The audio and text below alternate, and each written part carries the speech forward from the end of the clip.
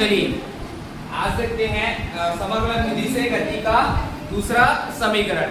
गति का दूसरा समीकरण कहने का मतलब, गति मतलब चलना। तो प्रथम समीकरण हो गया था, पहला कदम बढ़ा लिए थे, अब कौन सा कदम बढ़ाएंगे? दूसरा कदम, है ना। दूसरा कदम बढ़ाएंगे तो उसका फॉर्मूला क्या होता है? सबसे पहले फॉर्मूला याद करना है। क्या होता है उसका? गति का द्वितीय समीकरण S बराबर ut प्लस हाफ at का स्क्वायर। ठीक है, आपको S मिल रहा है, S मतलब विस्थापन, तो इसमें विस्थापन की यूज होगा भाई, होगा कि नहीं होगा? होगा ना।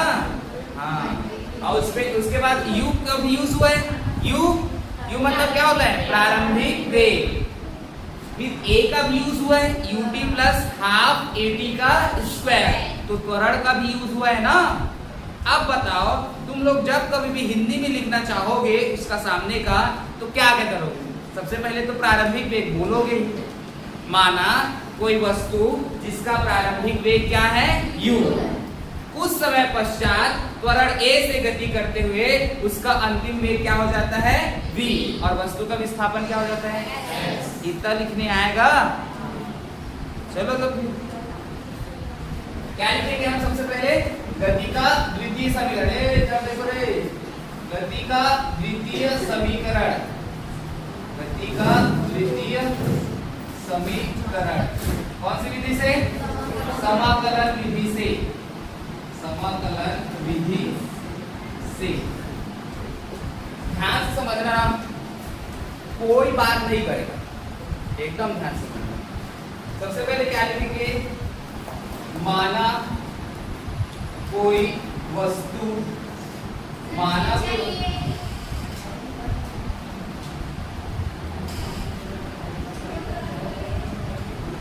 कोई वस्तु एक समान वेग, माना कोई वस्तु एक समान त्वरण a से गति कर रहा है। ठीक है, माना कोई वस्तु एक समान त्वरण a से गति कर रहा है,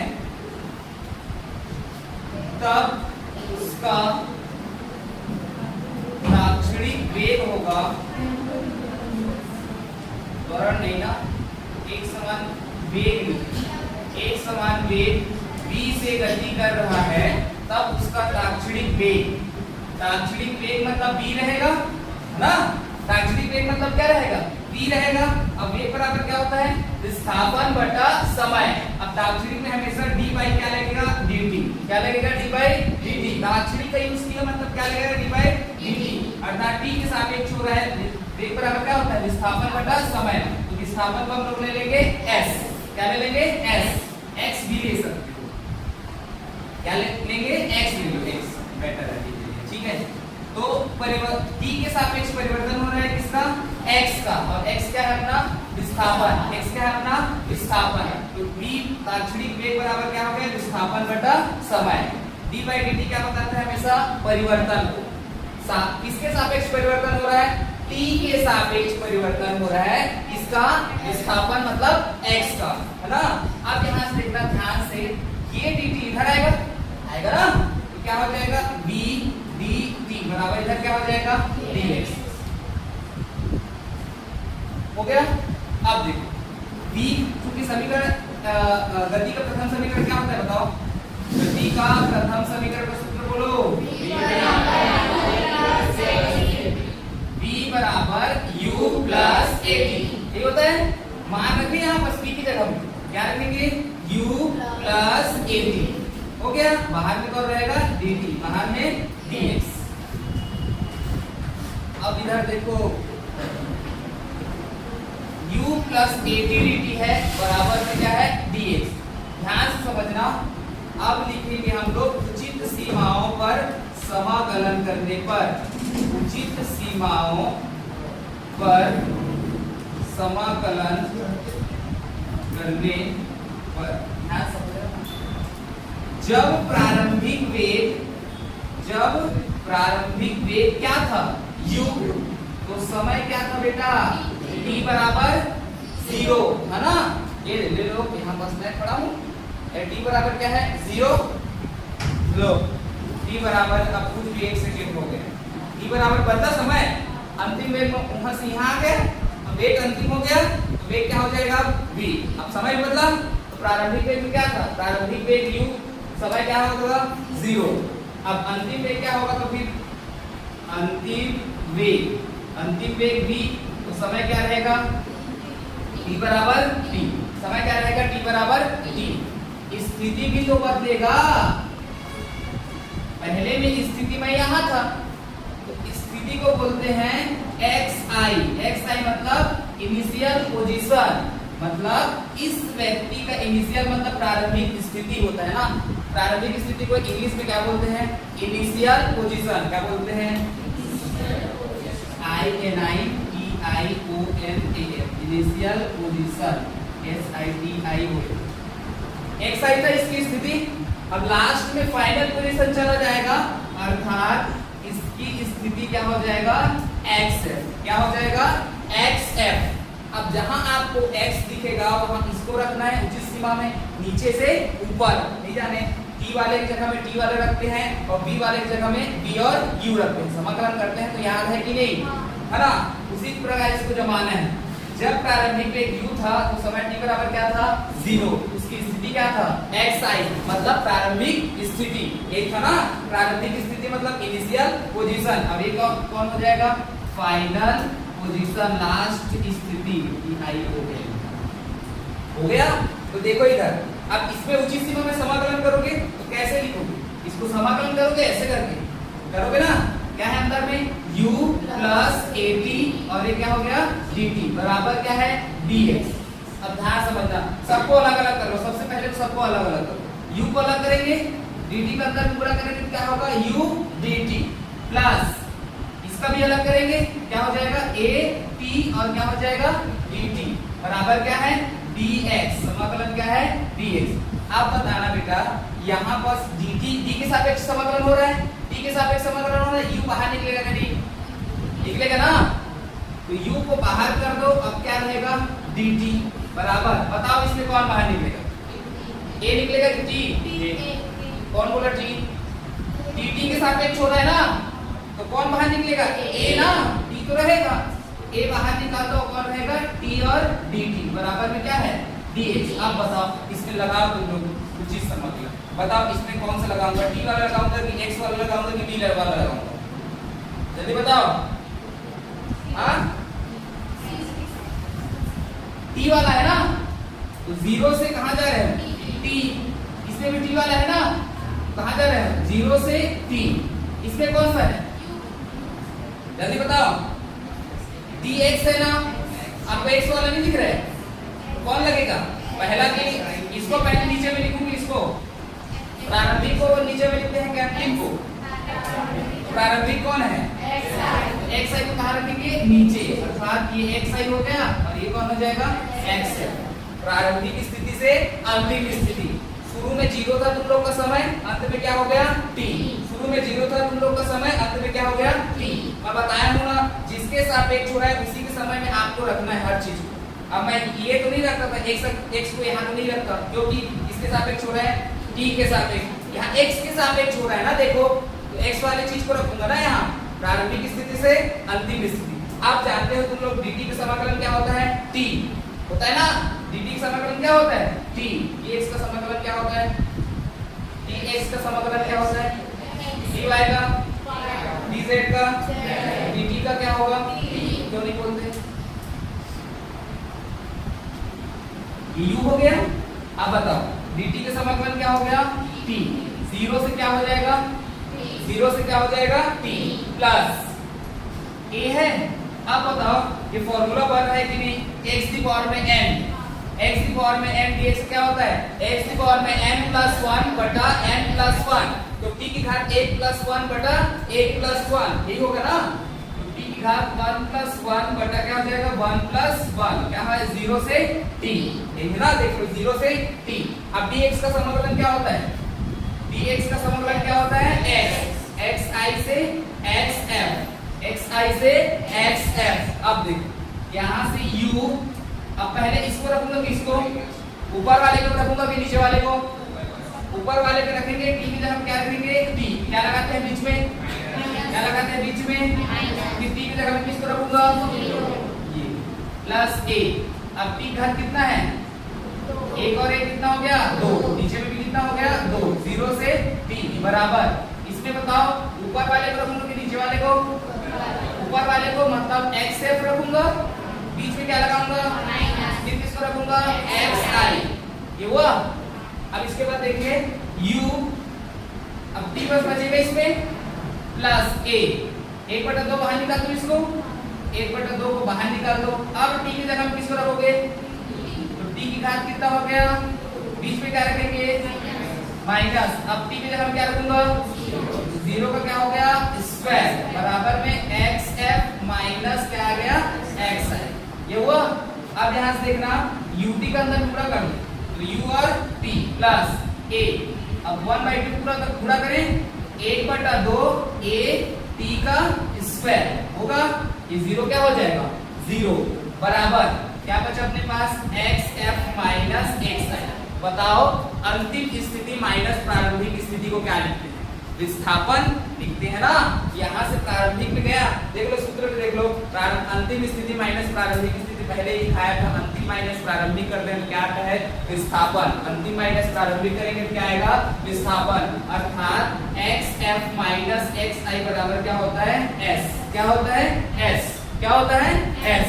तो यहाँ से क्या आ जाएगा अपना answer, ut plus half at का स्क्वायर बराबर xf माइनस xi बराबर क्या लिख लेंगे, s। अर्थात यहाँ से क्या आएगा, गति का द्वितीय समीकरण। शुरू समझते हैं। माना कोई वस्तु एक समान वेग v से गति कर रहा है, उसका ताक्षणिक वेग क्या होगा, वेग बराबर क्या होता है, विस्थापन बटा समय। यदि ताक्षणिक वेग लिए तो आपको d/dt जोड़ना आवश्यक है। तो वेग को किससे दर्शाते हैं, v से, बराबर आप क्या लिखेंगे, d/dt, x को ले लेंगे उसका विस्थापन, ठीक है, पूरा टोटल। अब यहाँ से जब ये कंप्लीट हुआ तो dt इस साइड आएगा, तो क्या हो जाएगा, v dt। समीकरण, गति का प्रथम समीकरण क्या था, v बराबर u प्लस at। तो v की जगह में क्या रखूंगा, u प्लस at बराबर बाहर में कौन रहेगा, dt बराबर dx। उचित सीमाओं पर समाकलन करेंगे तो प्रारंभ में मेरा प्रारंभिक वेग क्या था, u, समय क्या था, 0, प्रारंभिक स्थिति क्या था, xi, प्रारंभिक स्थिति क्या था, xi। अब सेकेंड में समय बदला, अंतिम वेग बदला, स्थिति बदला, उसी को लिखे हैं।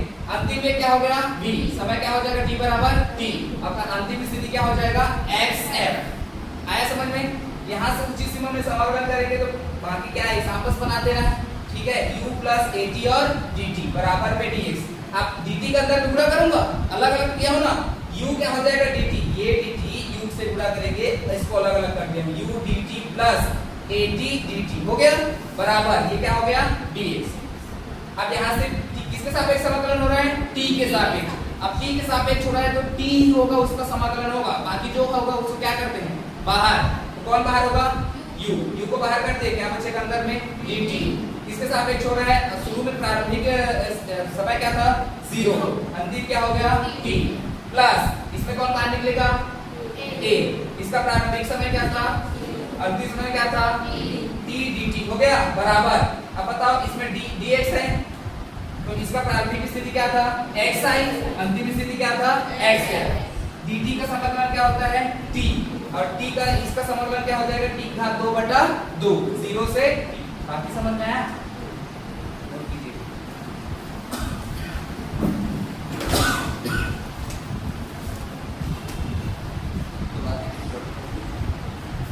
चलो इधर देखो, गति का द्वितीय समीकरण, पहला समीकरण का सूत्र क्या होता है जल्दी बताओ, v बराबर u प्लस at, दूसरा s बराबर ut प्लस हाफ at का स्क्वायर।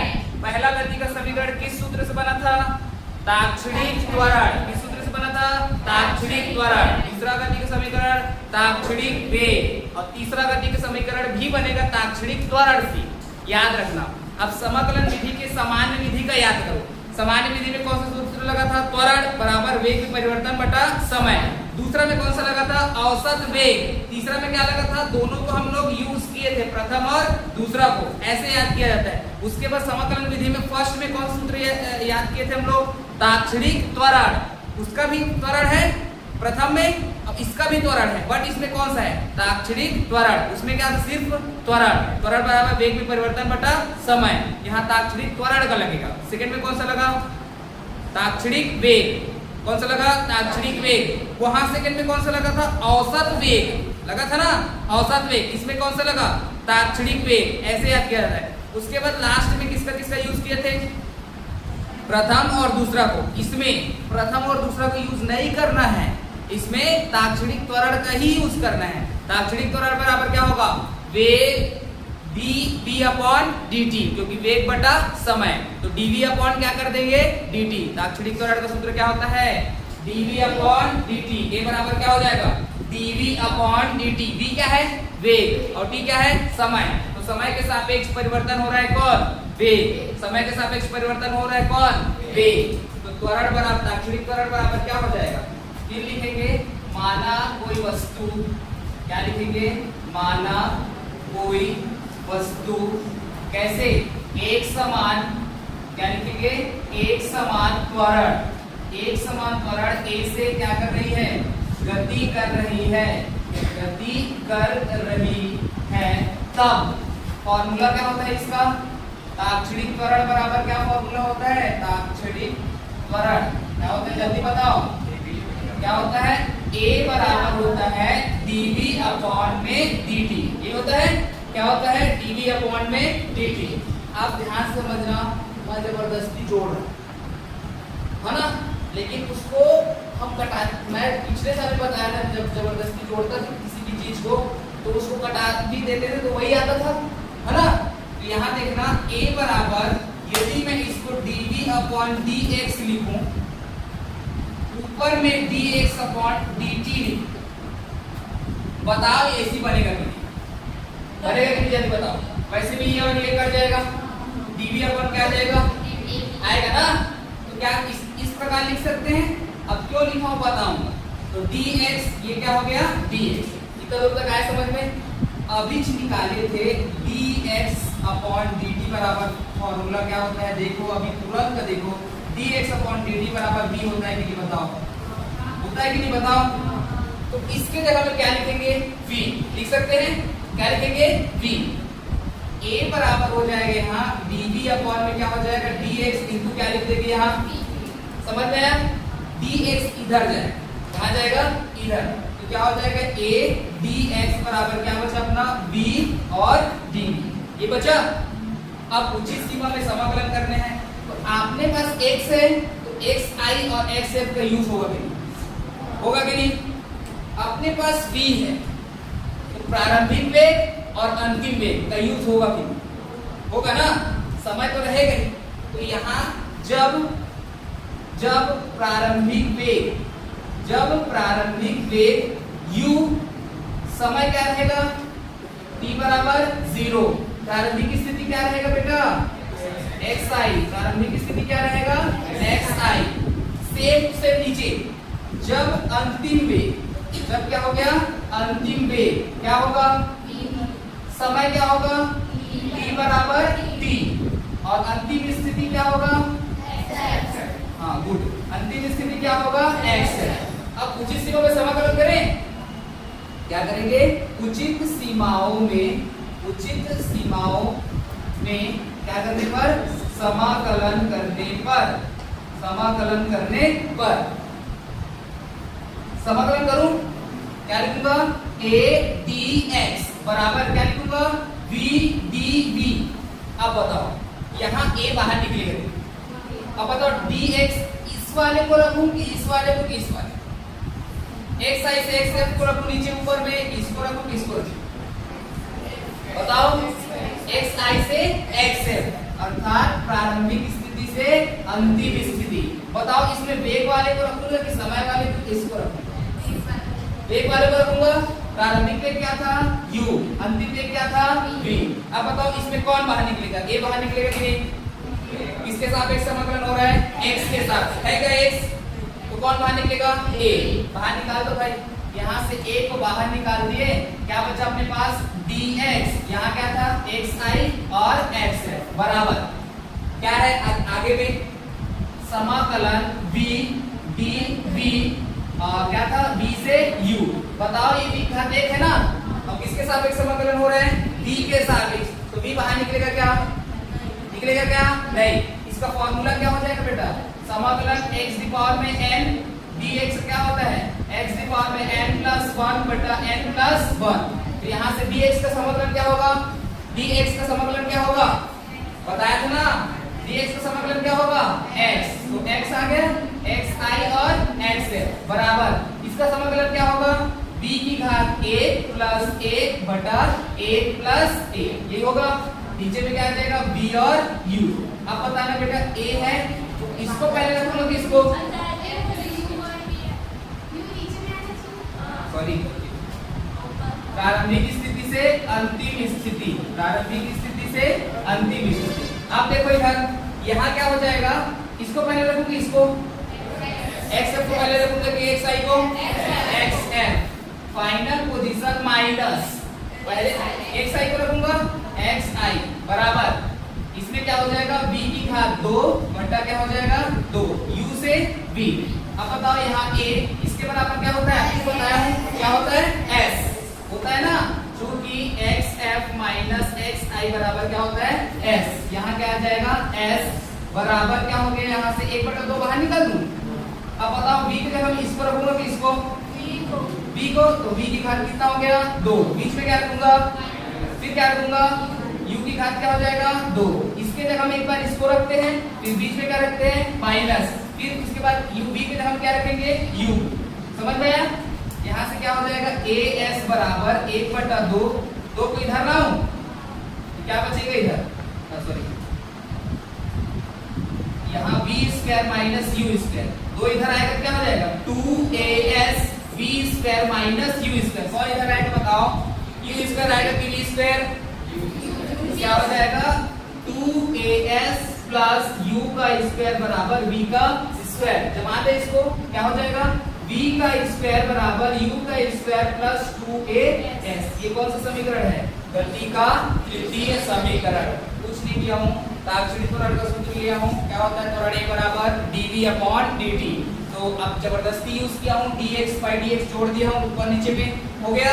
उसके बाद dx अपॉन dt बराबर क्या होता है v, तो इसके जगह हम क्या लिख दिया v, dx को इधर लाया तो a dx बराबर क्या हो गया v dv।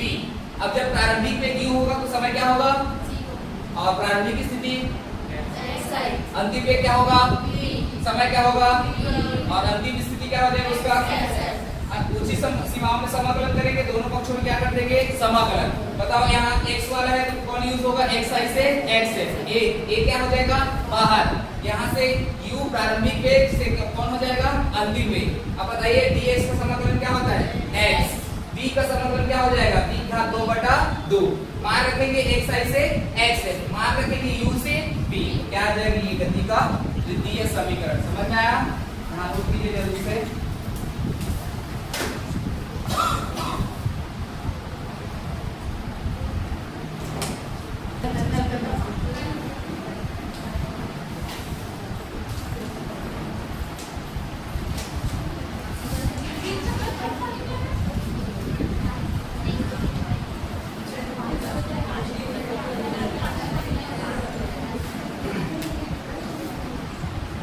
बताओ ग्राफ क्या होता है, ग्राफ बताओ रे पावनी, ग्राफ क्या होता है, ग्राफ ग्राफ बनाने आता है, बिल्कुल बताओ कैसे बनाते हैं। हाँ, ग्राफ में आपको एक x अक्ष मिलेगा, y अक्ष मिलेगा, और अक्ष कितने प्रकार के, 3 x y z, क्या क्या होता है x y और z। लेकिन यूज किसको करते हैं हम लोग ग्राफ में, दो अक्ष को x और y। यदि ऊपर वाला हुआ तो वो y अक्ष, यदि वह क्षैतिज हुआ तो कौन होगा x अक्ष, क्षैतिज x अक्ष, ऊर्ध्वाधर y अक्ष। इसलिए बोलते हैं इसकी कोटि बोलते हैं, चोटी को बताया था पिछले साल। और बाह मतलब भुजा, इसलिए x अक्ष को क्या बोलते हैं भुज, और y अक्ष क्या बोलते हैं कोटि, क्या बोलते हैं कोटि, याद है ना। इसके बाद देखिए, तो हम ग्राफ में कभी भी यूज करेंगे, बात नहीं करने का, तो ग्राफ में यूज करेंगे, आप ग्राफ में देखना छोटा छोटा ऐसे ऐसे बिंदु बिंदु ऐसे रहता है ना, उसके बाद ऐसे ऐसे कट कट कट कट रहता है, वो चारों ओर से ऐसे घिरा रहता है। तो आप जब कभी भी ग्राफ में कुछ भी बनाने की कोशिश करेंगे तो ऐसे करके एक लाइन ऊपर से ऐसे खींचते हैं, एक हो गया, उसको एक क्या मानते हो y, और इसको y डेज, फिर इसको x, और इसको क्या मानते हो x डेज, ही मानते हो ना। फिर आपको मिलता है x अक्ष और y अक्ष मिल जाता है। अगर जो प्लस में होगा y अक्ष वो हमेशा प्लस वाला एरिया में रहता है, और x अक्ष वाला क्या रहता है वो भी प्लस में। अगर x डेज रहा तो वो कौन से होगा, प्लस की माइनस, y डेज रहेगा तो कौन सा, प्लस की माइनस, है ना। ये रहता है प्रथम चतुर्थांश में क्या रहता है तुम्हारा, दूसरा में क्या रहता है प्लस और माइनस, तीसरा में क्या रहता है माइनस माइनस, चौथे में क्या रहता है माइनस प्लस, क्यों, हाँ सॉरी प्लस माइनस रहता है, और इसमें क्या रहता है माइनस प्लस सेकेंड में, क्यों, क्योंकि x को पहले लिखते हैं। अब सेकेंड में क्या रहता है x डेज माइनस में रहेगा और y क्या रहेगा प्लस में। अब देखिए तो गति का प्रथम समीकरण निकालेंगे किस विधि से, ग्राफीय विधि से। अब ये बताओ रे, जब ग्राफ को देखना, कभी भी मोबाइल यूज करते हो और ग्राफ बनता है तो शुरू में ऐसे टाइप का इस प्रकार जैसे ग्राफ रहता है ना, ऐसे ऐसे करके बहुत सारा रहता है छोटा। इसको देखो, ये ग्राफ बना है, जैसे मान लिया जाए ग्राफ यहाँ से स्टार्ट होता है, जीरो से स्टार्ट होता है ना, तो जीरो है तो जीरो रहेगा, तो कभी भी ऐसे ऐसे करके बढ़ता है कि नहीं बताओ ग्राफ। अब घटेगा, जैसे ये बढ़ रहा है, आपको निरंतर बढ़ते हुए दिख रहा है, ये वाला बढ़ रहा है ना निरंतर, और ये क्या रहता है निरंतर आपको घटते हुए दिखेगा। कई जो ऐसे रहता है तो इधर से आता है, ऐसे निरंतर घटते हुए दिखेगा, है ना, ये घट रहा है ऐसे करके। और कभी भी एक ग्राफ ऐसा रहता है, जैसे यहाँ देखो एक ग्राफ ऐसा रहता है, कभी बढ़ता है कभी घटता है, बढ़ता है बढ़ता है घटता है, ऐसा होता है ना। तो ये वाला अगर निरंतर बढ़ रहा है, समझ जाओ x बराबर 0 था, अब x बराबर 1 हुआ होगा, अब x बराबर 2 हुआ होगा, अब x बराबर 3 हुआ होगा, लेकिन प्रारंभिक में u था, अब इसका u तो यहाँ आ गया होगा, तो ये तो अंतिम हो गया होगा। इसी चीज का यूज करें ग्राफ, यही चीज बस बना जब तक घर में रहे, घर में है तो ठीक, अब घर में है तो प्रारंभिक स्थिति 0 होगा, स्कूल जा रहे हैं तो समय बढ़ रहा है, अंतिम में भी बढ़ेगा, नहीं बढ़ेगा नहीं। प्रारंभिक में u 0 था, समय भी क्या था तुम्हारा 0 था। अब जैसे जैसे समय बढ़ता जा रहा है बढ़ता जा रहा है, तुम भी आगे बढ़ते जा रहे हो, घर स्कूल जा रहे हो कि नहीं जा रहे हो, वही है। तो समय यदि 0 है तो तुम अपने घर में हो, उस समय बाद तैयार होगे, है ना, फिर जाओगे स्कूल, तो अंतिम में क्या हो जाएगा v, प्रारंभिक में क्या हो जाएगा u। सेम वही है जो हम लोग साधारण में पढ़े थे, जो समाकलन की विधि में पढ़े थे और इसमें भी पढ़े थे, सेम टू सेम। बस आपको क्या बनाना है ग्राफ, और कुछ नहीं करना है, समझ में आया। चलिए ग्राफ बनाए।